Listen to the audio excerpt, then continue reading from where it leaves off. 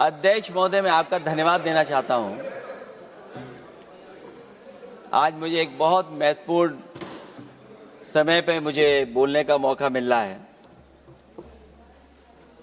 अध्यक्ष महोदय, मैं अभी भारतीय जनता पार्टी के माननीय सदस्य को भी सुन रहा था, उनके वरिष्ठ सदस्यों को भी और माननीय मंत्री जी को मैंने सुना है,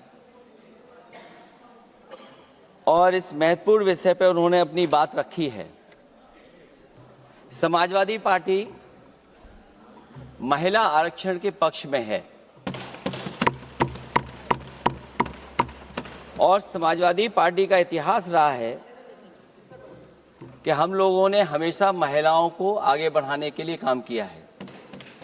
हमारे नेता जिनकी विचारधारा पे हम लोग आगे बढ़ रहे हैं, डॉक्टर राम मनोहर लोहिया, उन्होंने हमेशा जेंडर जस्टिस और सोशल जस्टिस की बात की है। हम समाजवादी लोग जेंडर जस्टिस और सोशल जस्टिस के पक्ष में हैं और महिलाओं का आरक्षण 33% हो उसके भी पक्ष में हम लोग बोल रहे हैं। और ये लड़ाई हमारी निरंतर चल रही है और कहीं न कहीं आरक्षण हमारी पीढ़ी के आह्वान को और मजबूत कर रहा है। लेकिन जिस तरह की बातें हमें सुनने को मिल रही हैं, अब भारतीय जनता पार्टी नारी को नारा बनाने की कोशिश कर रही है। भारतीय जनता पार्टी इस आरक्षण को लेकर के भाजपा अपना नारी का नारा बनाना चाहती है और बदलने की कोशिश कर रही है। जिन्होंने नारी को अपने संगठन में नहीं रखा, उनके मान सम्मान के लिए कैसे रखेंगे? और अगर ये बात गलत है, अध्यक्ष महोदय, जिस पेरेंटल संगठन से आप निकले हैं उसमें मान सम्मान के लिए संगठन में कितनी नारी हैं ये बता दें आप। और इनका, क्योंकि पिछले कई वर्षों से अध्यक्ष जी ये सरकार में है और मैं सुन रहा था माननीय मंत्री जी को मैं सुन रहा था, उन्होंने बहुत सारे योजनाएं, बहुत सारे कार्यक्रमों की जानकारी दी। लेकिन अगर हम दुनिया के आंकड़े देखें, जेंडर इक्वलिटी में हम कहां खड़े हैं? हम 146 में 127वीं जगह पर खड़े हैं। और अगर हम इनके खुद के सरकारों को देखें अगर, तो अध्यक्ष महोदय, इनके 21 जगह सरकारें हैं। 21 जगह यूनियन टेरिटरी और स्टेट मिलाकर के और सहयोगी दलों के साथ मिलकर के 21 सरकारें इनकी हैं। भारतीय जनता पार्टी ये बताए कि उनके 21 स्टेट में जहां सरकारें उनके सहयोगी साथियों के साथ चल रही हैं, कितने मुख्यमंत्री इनके बने हुए हैं? कितनी महिला मुख्यमंत्री बनी हुई इनकी? जीरो। और जो दिल्ली की बनी हुई हैं, हालांकि वो चीफ मिनिस्टर हैं और वो भी महिला होने के नाते केवल नहीं, अधिकार कहां है? एक चीफ मिनिस्टर के जो अधिकार होते हैं, एक स्टेट के जो अधिकार होते हैं, क्या आपके दिल्ली की मुख्यमंत्री के पास वो अधिकार है? और फिर जो अभी तक जो सबसे बड़ी पार्टी है, जो सबसे बड़ी पार्टी अपने आप को कहते हैं, पूरे देश में जितने भी इनके विधायक चुने गए हैं, आप बताओ आपकी संख्या क्या है? 10% से ऊपर नहीं जा पा रहे हैं आप? क्या 10% से ऊपर हैं आप? और फिर लोकसभा की गिनती में अगर हम देखें तो लोकसभा की गिनती में कितने संख्या में आप हैं? इसलिए अध्यक्ष महोदय, जहां हम ये कहते हैं कि हम महिला आरक्षण के पक्ष में हैं, वहीं कुछ सवाल हमारे भी आपके लिए हैं। मैं उससे पहले याद दिलाना चाहता हूं कि कई बार लोग ये कहते हैं कि समाजवादी पार्टी विरोध करती है। अगर हम अपनी बात कहना चाहें तो डॉक्टर राममनोहर लोहिया, जिनकी विचारधारा पर हमारी समाजवादी पार्टी का आधार है, उनके द्वारा हमेशा महिलाओं को पुरुषों के बराबर की हिस्सेदारी हर क्षेत्र में देने की बात कही गई। और मैं उनको कोट करना चाहता हूं कि संस्कार का आरंभ महिला से होता है। यदि महिला जागृत है तो पूरा समाज जागृत हो जाता है। ये लोहिया ने हमारे जिस विचारधारा पे हम लोग चल रहे हैं वो हम आपको बताना चाहते हैं। जब तक महिलाएं राजनीति में नहीं आएंगी, सामाजिक क्रांति अधूरी रहेगी। लोहिया जी ने निरंतर महिलाओं की राजनीति में महत्वपूर्ण भूमिका पर बल दिया है और समाज में वास्तविक परिवर्तन उनके योगदान से ही आ पाएगा।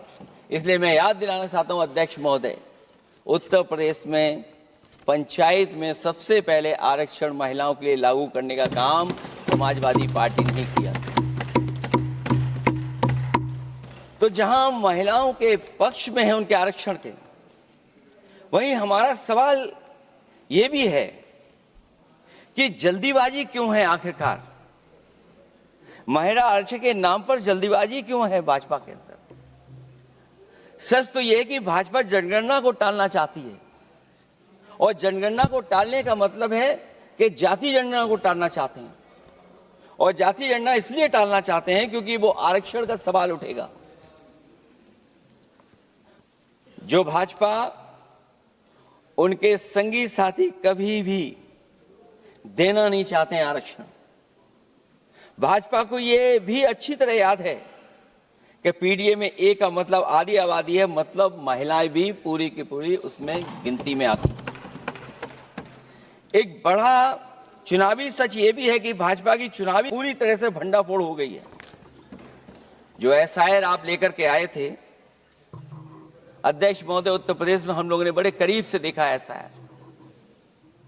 वो कहने को तो एसआईआर था, लेकिन सच्चाई में वो एनआरसी का रूप था। और एसआईआर के मामले में जिस तरीके से वोट काटने का काम शुरू हुआ, मैं बधाई देना चाहता हूं अपने पीडीए प्रहारी और संगठन के लोगों को जिन्होंने वोट बचा लिया। जब पहली गिनती में हम लोग बचाने में कामयाब हो गए तो अध्यक्ष महोदय, भारतीय जनता पार्टी फॉर्म 7 को लेकर के आई और फॉर्म 7 उन्होंने ऐसे बांटना शुरू किया, उस घपले को भी हम लोगों ने पकड़ लिया। और जब उस घपले को पकड़ा तो पता लगा फॉर्म 7 बंद हो गया उत्तर प्रदेश में। फॉर्म 7 से कोई वोट काटा नहीं गया। अध्यक्ष महोदय, जो फॉर्म 7 काटने के लिए जिससे दस्तखत कराए थे भारतीय जनता पार्टी ने, उस व्यक्ति को दस्तखत करना भी नहीं आता है।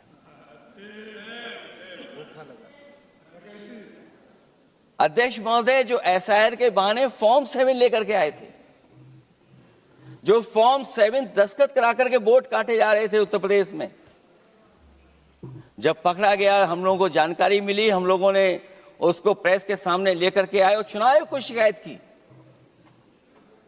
फॉर्म 7 से वोट कटना रुक गया, लेकिन अभी भी उस पर कोई कार्रवाई नहीं की जिसने उसके नकली दस्तखत कराए थे। अध्यक्ष महोदय, इससे तो लगता है कि पूरा का पूरी व्यवस्था जुड़ी हुई है भारतीय जनता पार्टी से। और धीरे धीरे जो भारतीय जनता पार्टी की सरकार चली है, हेरा फेरी हम लोग पकड़ लिए, भाजपा की कलई खुल गई और उसके समर्थक और वोटरों का आकार पड़ने लगा। तब भाजपा निराशा के इस दौर में उभरने के लिए बिल लेकर के आ रही है। ये भारतीय जनता पार्टी का जो वोट कम हो रहा है, असली लक्ष्य अध्यक्ष महोदय वोट है, सत्ता में रहना है। इसलिए आरक्षण को लेकर के आए हैं। भाजपा की यही राजनीतिक चाल रहती है। जब पुराने लोग ये समझ जाते हैं कि भाजपा किसी की सगी नहीं है, तो हर बार भाजपा कुछ नए लोगों को अपने लुभाने जुमलों में फंसाती है। इस बार भाजपा महिलाओं को लेकर ये पुरानी चाल चल रही है, लेकिन सफल नहीं होगी, क्योंकि सबसे ज्यादा दुखी तो महिलाएं ही हैं। से जो महंगाई बढ़ी है, उससे उनकी रसोई सूनी हो गई है। रही सही कसर सिलेंडर की, बेतहाशा बढ़ती कीमतों ने पूरा कर दिया है। ये अध्यक्ष महोदय, मैं इसलिए कह रहा था कि माननीय मंत्री सिलेंडर की याद दिला रहे थे। उन्होंने इज्जत घर को भी याद दिलाया, जिसको कभी प्रधानमंत्री जी ने कहा कि ये इज्जत घर होंगे। गांव गोद लिए गए, जाकर के सरकार देखे उन गांव को अनाथ अगर किसी ने छोड़ा है तो भारतीय जनता पार्टी ने छोड़ा है। हर महिला अपने बच्चों को पढ़ाना चाहती है, लेकिन भाजपा की शिक्षा विरोधी सोच तो सरकारी स्कूल तक बंद करवा दे रही है। महिलाओं का दर्द क्या होता है, ये मेरठ के दुकानदारों के परिवार की महिलाओं की आंखों में आए आंसू भी बयां कर रहे हैं, और नोएडा की मजदूर और मेड के गले बयान भी कर रहे हैं। क्योंकि जब हम बहस महिला आरक्षण पे कर रहे हैं, तो हमें याद रखना चाहिए कि हमारे बिल्कुल बगल में 40,000 से ज्यादा लोग सड़कों पे मजदूर, महिलाएं सड़कों पर हैं, जहां से प्रभु श्री राम जो कभी हम लोगों ने स्क्रीन पे देखा था, वो चुन करके आए थे। वहां पर महिलाएं धरने पर बैठी हैं, और अगर ये धरने पर इसलिए बैठी हैं क्योंकि उनको न्याय नहीं मिल रहा है, भारतीय जनता पार्टी की सरकार की वजह से उनके घर उजड़ रहे हैं, महिलाएं रो रो करके न्याय मांग रही हैं, तो मैं कहना चाहता हूं अध्यक्ष महोदय सरकार से कि अगर ये बिल इतना ही सही है तो इसे मेरठ नोएडा की पारिवारिक और कामगार महिलाओं के बीच बैठकर घोषित किया जाए कि उनके लिए इसमें क्या क्या होने जा रहा है। हम महिला आरक्षण के साथ हैं, पर उस भाजपाई चालबाजी के खिलाफ हैं जो एक साजिश के तहत की जा रही है। भाजपाई और उनके संगी साथी देश की सबसे बड़ी आबादी के वर्ग मतलब पिछड़े वर्ग की महिलाओं के बारे में चुप्पी साधे बैठे हैं।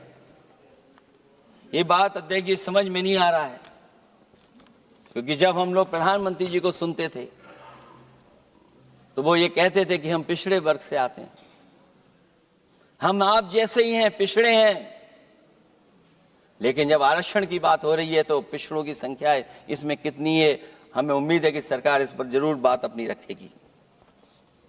ये संशोधन के नाम पर जो जल्दीबाजी दिखा रहे हैं, दरअसल उसके पीछे भाजपाइयों की मंशा है कि जनगणना न करनी पड़े, क्योंकि अगर जनगणना करनी पड़ेगी तो जातिवार आंकड़े भी देने पड़ेंगे और जातिवार आरक्षण भी।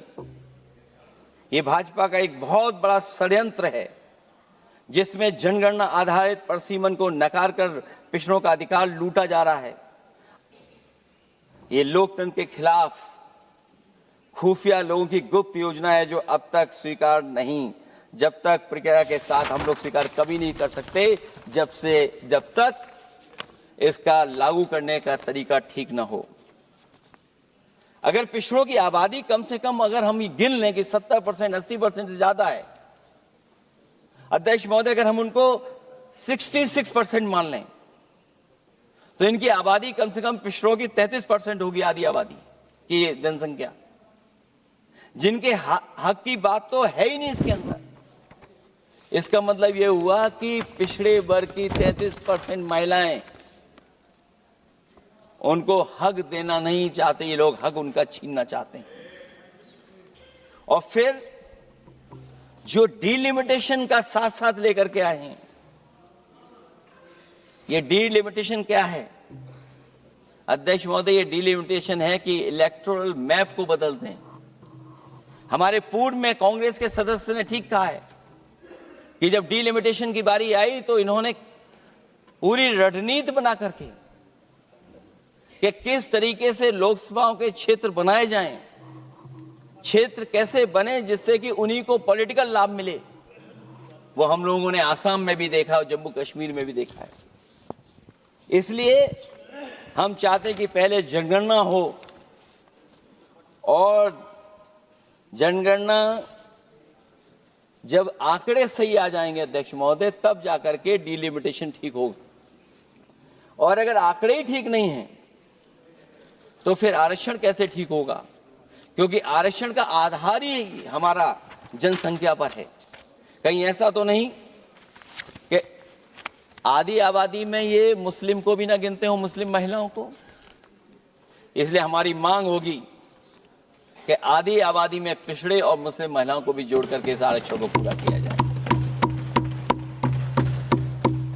एक जो हमें आशंका है कि जब आरक्षण होगा और डिलिमिटेशन होगा और जब संख्या बढ़ेगी तो उत्तर प्रदेश की संख्या विधानसभा की 500 से ऊपर होने जा रही है। और अगर 500 से ज्यादा होने जा रही है तो उसमें सरकार क्या विचार कर रही है? कहीं कोई ऐसा षड्यंत्र तो नहीं है जो हम महिला आरक्षण के बहाने उस षड्यंत्र को छिपा करके आगे बढ़ रहे हों? क्योंकि उत्तर प्रदेश में 120 सीटें तो लोकसभा की होने जा रही हैं और विधानसभा की सीटें तो अगर 600 हो रही हैं, अगर 600 हो रही हैं तो कहीं ऐसा तो नहीं अध्यक्ष महोदय उसमें भी कोई साजिश षड्यंत्र हो? जो षड्यंत्र हम लोगों को समझ में नहीं आ रहा हो। और अगर षड्यंत्र रहेगा तो जैसे अयोध्या हारे आप, एक बार फिर उत्तर प्रदेश आप हार जाएंगे।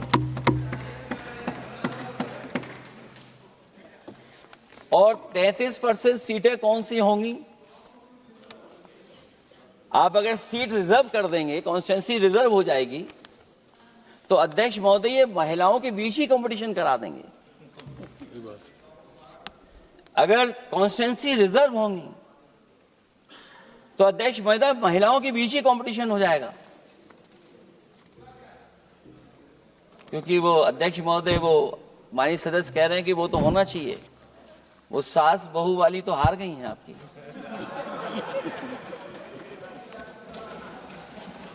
तो अगर पार्टी को ये मौका मिलेगा तो न केवल कंपटीशन से हम बच सकते हैं बल्कि संख्या महिलाओं की लड़ने की ज्यादा होगी। ये महिलाओं को ज्यादा नहीं लड़ने देना चाहते हैं चुनाव, इसलिए कॉन्स्टिट्यूंसीज को रिजर्व कर रहे हैं। अध्यक्ष महोदय हमारा पक्ष है, हमारी मांग है कि ये जो लागू हो आरक्षण वो पार्टी को मौका मिले, पार्टी लड़ाए उनको, पार्टी संख्या तय करे। इसके साथ साथ जो रोटेशन वाला है इशू, स्वाभाविक है कि जब हम एक क्षेत्र से लड़ते हैं अध्यक्ष महोदय तो एक भावनात्मक अटैचमेंट बनता है वोटरों के बीच में। और अगर ये रोटेशन का मामला होगा तो अध्यक्ष महोदय कोई भी अपने क्षेत्र में बहुत ज्यादा भावनात्मक लगाव नहीं रखेगा क्षेत्र की जनता से। तो अगला क्षेत्र की सोचने लगेगा कि अगला क्षेत्र हमारा क्या होगा। इसलिए हम इसके भी खिलाफ है अध्यक्ष महोदय कि रोटेशन नहीं हो। हम रोटेशन की प्रणाली के खिलाफ हैं, इसके पक्ष में हम लोग नहीं हो सकते।